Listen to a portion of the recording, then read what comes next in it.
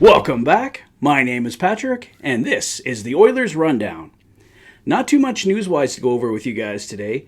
Evan Bouchard is taking over number 2 from the retired Duncan Keith, and it looks like Matthew Tkachuk is getting traded out of Calgary following Johnny Gaudreau out the door.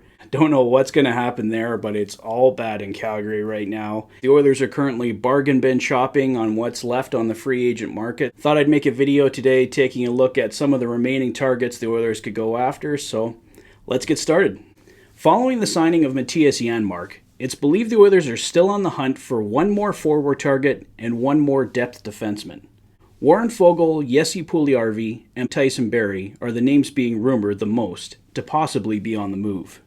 In today's video, I thought I'd take a look at some of the remaining free agents on the market that I think could be potential fits with the Oilers. At number 1, PK Subban. You wouldn't sign Subban as your number 7 defenseman, but I think he's an intriguing option if the Oilers decide to move Tyson Barrie. Subban isn't what he once was, but you don't need him to be. You just need a strong third-pairing D, and at 210 pounds, Subban brings some size to the blue line, and he still finished with decent numbers last year, picking up 5 goals and 17 assists with New Jersey. If the Oilers could land Subban for under $2 million on a one-year deal, I'd consider it. If Jesse Puljujarvi ends up getting dealt for a draft pick, a name that could potentially be interesting is right winger Phil Kessel. Kessel's name came up on yesterday's Oilers Now broadcast with Bob Stauffer. Stauffer correctly pointed out that Kessel is not strong defensively and is coming off a down year with just 8 goals and 44 assists. On a stronger team, do those numbers rebound? Is he another power play option for the Oilers? It's far from a perfect fit, but Kessel could be interesting to me if he comes in around $1 million on a one-year deal.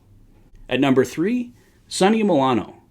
Milano is coming off a breakthrough season for the Anaheim Ducks, racking up 14 goals and 20 assists. At age 26, he'd fit in well with the current Oilers group. At 6 feet, 194 pounds, Milano doesn't bring size, but he certainly brings some skill. If the Oilers brought him in, it would be for the third line, and they may have him play on his off wing. With his production, his asking price may end up too high for the Oilers, but if he's willing to come in for under $2 million, they may be able to work something out. At number 4, Zach Austin Reese.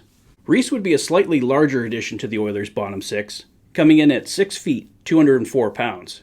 He split last season between Pittsburgh and Anaheim, picking up 5 goals and 10 assists. Reese should be a better fit for where the Oilers are looking at in price range, and would most likely slot in on the 4th line. At number 5, Evan Rodrigues. Rodrigues would be a near-perfect fit for the Oilers if they move on from Jesse Puljujarvi. He slots in on right wing and could be a right-shot center when needed. At 5'11", 184 pounds, he wouldn't bring size, but his added skill would be a welcome upgrade. Rodrigues had 19 goals and 24 assists last season for Pittsburgh. Excellent numbers, but they likely price him out of the Oilers' range.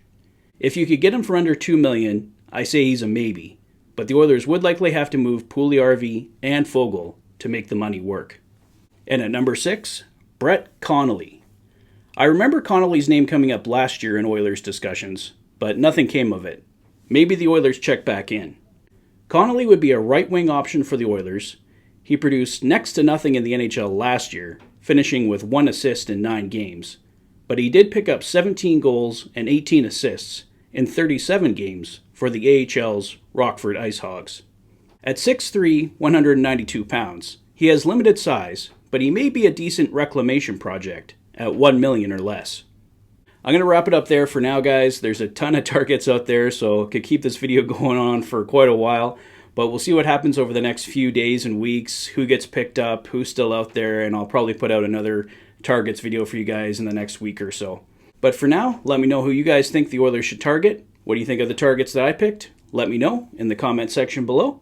If this is your first visit to the channel and you like what you see, please consider liking and subscribing for all the latest Oilers content. You've been watching the Oilers Fanatic. Thanks for being a fan. Have a great evening, guys. I'll see you soon.